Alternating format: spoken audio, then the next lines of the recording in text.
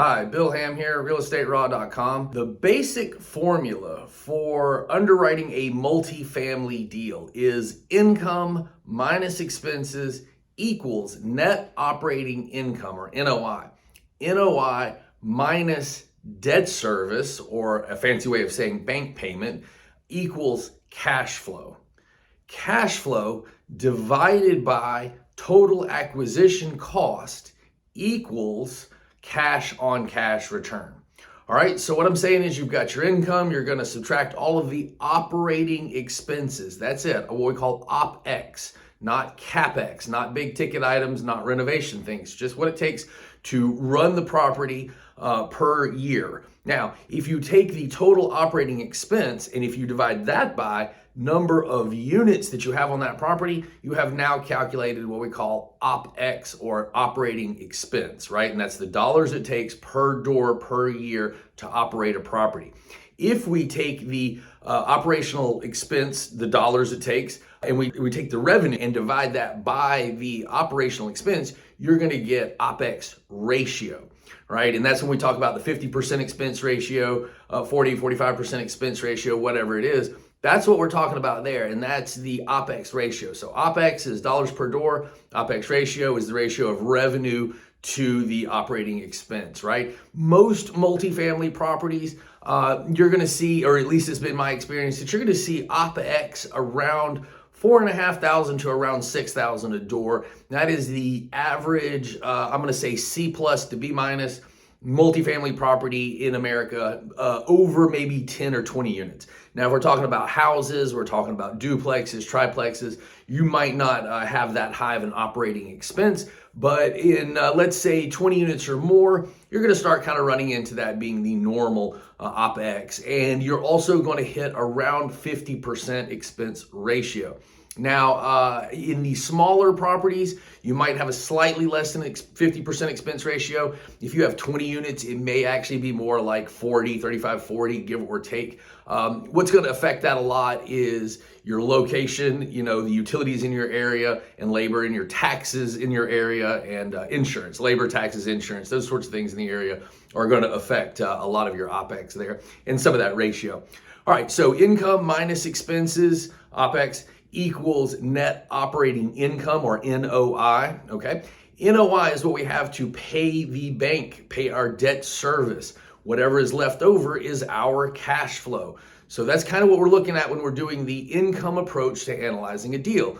You're taking the seller's purchase price, you're putting it into your template, your calculator, whatever you're using. You're saying this seller is currently collecting this amount of revenue. They have this amount of expenses. That gives me this net operating income, okay? NOI minus debt service, bank payment to the mortgage each year. Well, how do we calculate that? Well, you need a calculator, mortgage calculator. So you're going to enter in the percent down. I recommend starting deals off at about 25% down payment just to get the analysis going. Then you have to plug in today's interest rate. That's obviously, as of this recording, a complete moving target. So stay tuned. You got to go talk to the bank, find out what your interest rate is, plug that in. I recommend starting off with a 25-year amortization. If you don't understand amortization, what I'm talking about are balloon notes that are amortized over a period of time. I'll cover that in a different video, but for now, I would recommend you use a 25-year amortization. Okay, now that's going to give us our bank payment each year, and that's where you're taking the NOI, subtracting your debt service. What's left over is cash flow, right? Now, take the cash flow, divide that by the total acquisition cost, right? And that's the total amount of money that you had to put down payment, plus any amount of money that you brought to fix the deal up, plus fees. That could be closing costs, or it could be an acquisition fee. It could be a fee that you're paying yourself in a syndicated deal. So whatever the amount of money it takes to get that deal done, you're going to take the cash flow, divide by that amount, and that is your cash on cash. Okay, that cash on cash number should go up over time, year 1, year 2, year 3, if you're raising your rents and your expenses don't incline tremendously.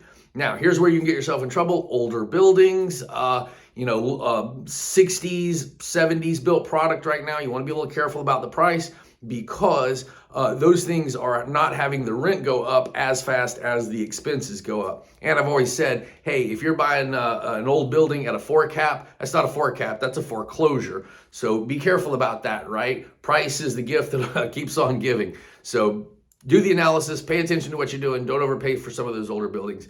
Anyway, so that's cash on cash, and that's how you start to figure out, is a deal worth the price you're paying based on the cash flow approach or the income approach, right? There are two other types of ways of looking at a deal. The other is comparable sale. That's kind of looking at what everybody else in the area is paying. That's more like a house, but we do that in multifamily as well.